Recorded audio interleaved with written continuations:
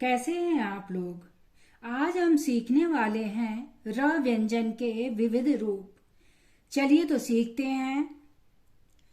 व्यंजनों में र सबसे निराला वर्ण है। इसके 4 रूप हैं: सामान्य रूप, रेफ रूप और पदेन रूप। पदेन रूप में इसका 2 प्रकार से प्रयोग किया जाता है। चलिए तो अब हम समझते हैं। सबसे पहले हम सामान्य रूप समझते हैं। सामान्य रूप में र पूरा होता है, मतलब स्वर सहित होता है। हम लोग पहले भी समझ चुके हैं कि जितने भी व्यंजन वर्ण हैं वे सभी स्वर की सहायता से ही पूर्ण होते हैं। इन सभी में अ स्वर जुड़ा होता है। चलिए देखते हैं। सामान्य रूप में एग्जाम्पल लिखते हैं: रमन,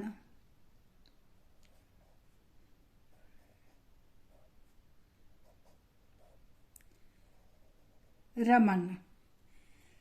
रमन को जब हम बोलते हैं तो र पूरा है। र के बाद अ की आवाज आ रही है, मतलब कि र में अ स्वर मिला हुआ है। तो इस तरह से सामान्य रूप में र पूरा होता है। एक एग्जाम्पल और लिखते हैं: रथ,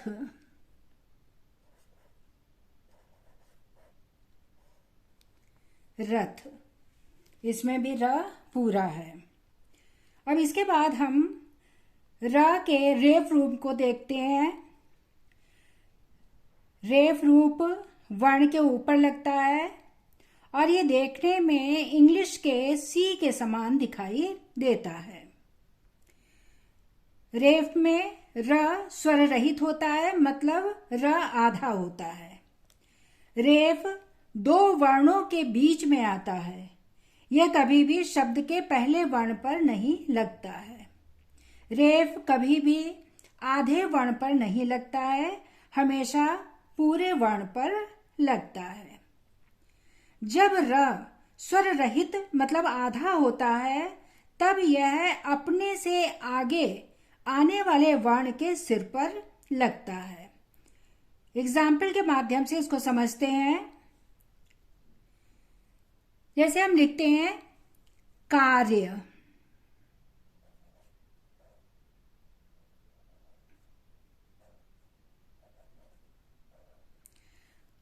कार्य।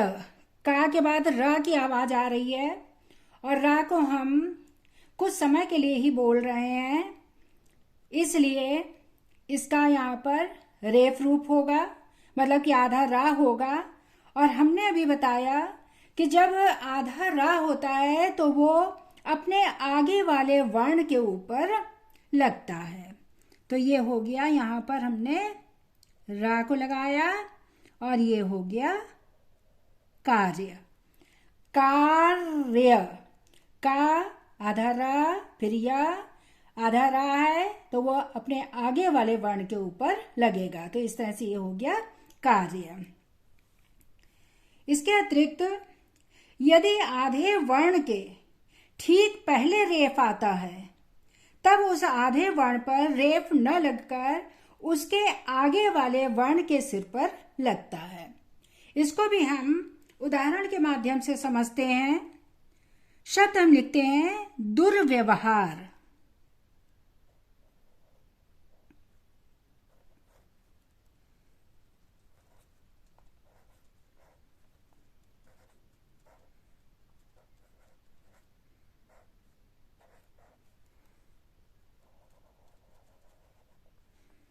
अब देखिए दुर, र डा के बाद आ रहा है दुर्व्यवहार। अभी हमने समझाया है कि आधे वर्ण के ऊपर कभी भी रेफ नहीं लगता है, उसके आगे जो पूरा वर्ण आता है उसी के ऊपर रेफ लगाया जाता है। तो दुर, दा के बाद र आया है, लेकिन यहाँ पर रा को नहीं लगाया जाएगा, बल्कि या के ऊपर लगाया जाएगा। तो ये हो गया दुर्व्यवहार। मतलब कि अगर आधे वर्ण से पहले आधा रा आता है, रेफ आता है, तो उसका प्रयोग आधे व के ऊपर यहाँ पर ना करके हम या के ऊपर करेंगे। अब हम समझेंगे रा के पदेन रूप को।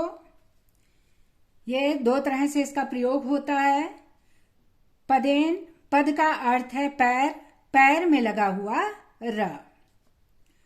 अब इसको समझिए कि इसका प्रयोग कहाँ पर होता है और इसका प्रयोग कहाँ होता है। वर्णमाला के जो पाई वाले व्यंजन हैं उनके साथ पदेन के इस रूप का प्रयोग होता है। पाई वाले व्यंजन कौन से हैं? क, ख, ग, घ। जैसे देखिए ये म है, इसमें ये पाई है, मतलब कि ये सीधी लाइन है। न, इसमें ये सीधी लाइन है। का में, इसमें भी ये सीधी लाइन है। इस तरह से ये जो पाई वाले व्यंजन है इनके साथ पदेन के इस रूप का प्रयोग होता है।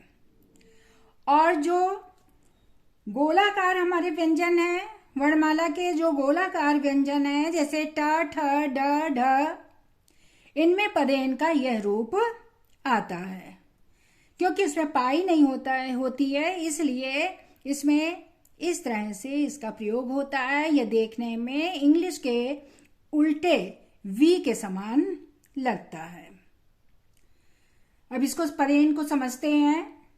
पदेन में र हमेशा पूरा होता है, मतलब स्वर सहित होता है। जब आधे व्यंजन के बाद पूरा र आता है तब र आधे व्यंजन के पैरों में लगता है, मतलब पदेन का रूप अपने से पहले आए हुए व्यंजन वर्ण में लगता है। एग्जाम्पल के माध्यम से इसको समझते हैं। सबसे पहले हम इसमें लिखते हैं प्रेम।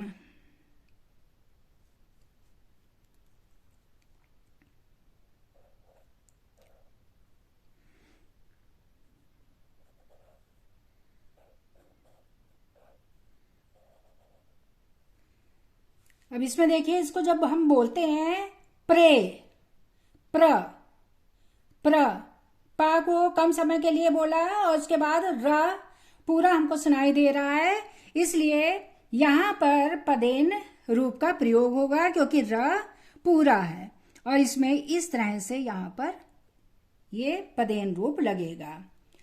प्रेम, प आधा सुनाई दे रहा है और र पूरा सुनाई दे रहा है। प्र, र।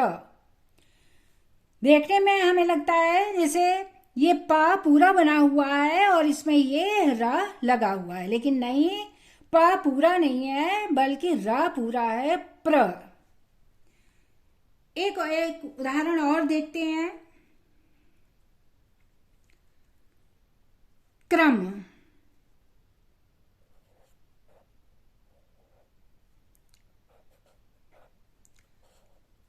क्रम, क्र, का को हमने कम समय के लिए बोला और बाद में र सुनाई दे रहा है, इसलिए यहां पर ये पदेन रूप लगेगा। क्रम का आधा है और उसमें पूरा र जुड़ा हुआ है।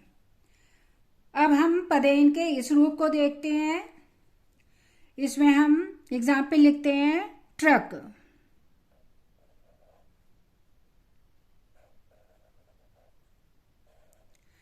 ट्र, ट कम समय के लिए हमने बोला, मतलब आधा ट है और पूरा र है, ट्रक। चूंकि इसमें पाई नहीं लगी हुई है, इस तरह से इसको हम इस तरह से नहीं लगाएंगे।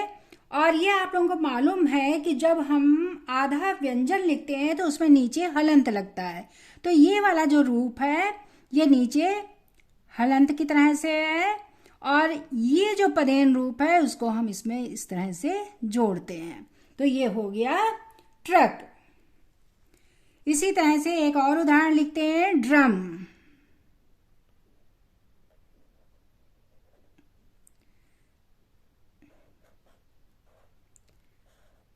इसी तरह से हलंत के साथ ये पदेन रूप लगा हुआ है और ये हो गया ड्रम। इसके अतिरिक्त ता में पदेन लगने पर, मतलब पूरा र लगने पर वह त्र हो जाता है। देखिए ता, इसमें पूरा र हम जब जोड़ेंगे तो वो हो जाता है त्र।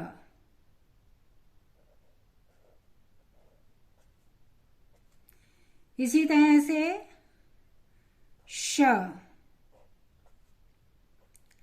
श में जब पदेन लगता है मतलब पूरा रा लगता है तो वो हो जाता है श्र।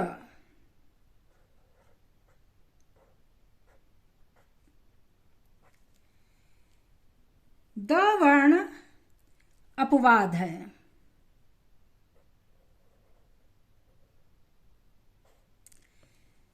द में ये छोटी पाई लगी हुई है, इसलिए जब इसमें पदेन लगता है मतलब पूरा र लगता है तो इसका रूप इस तरह से हो जाता है।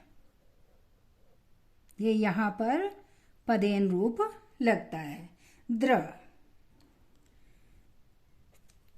इसी तरह से ह वर्ण,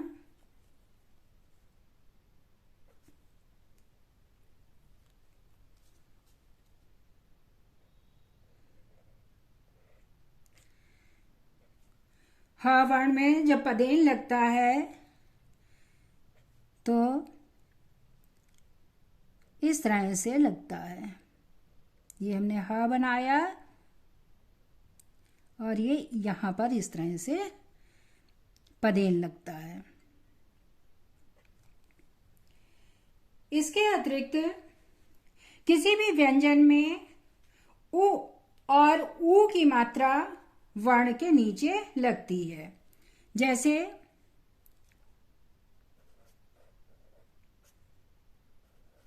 कु,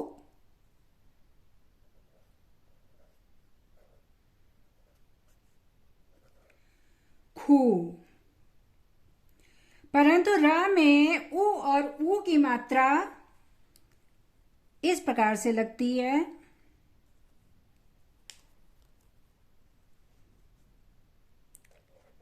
र में ऊ की मात्रा उसके पेट में लगती है इस तरह से, और ऊ की मात्रा इस तरह से लगती है। री स्वर के साथ र का प्रयोग नहीं होता है। रेफ का प्रयोग र के साथ भी किया जाता है, जैसे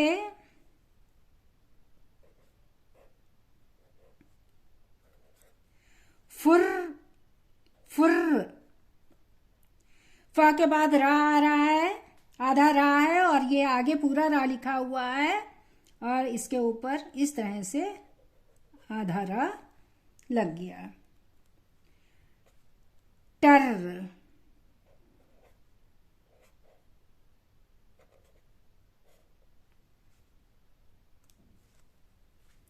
तो आप लोग अच्छी तरह से र के रूप समझ गए होंगे। तो आज हमने सीखा र के रूप। अगर आपको मेरी यह वीडियो पसंद आए तो इसे लाइक करें और सब्सक्राइब करें kids fungi laugh and learn. Thank you.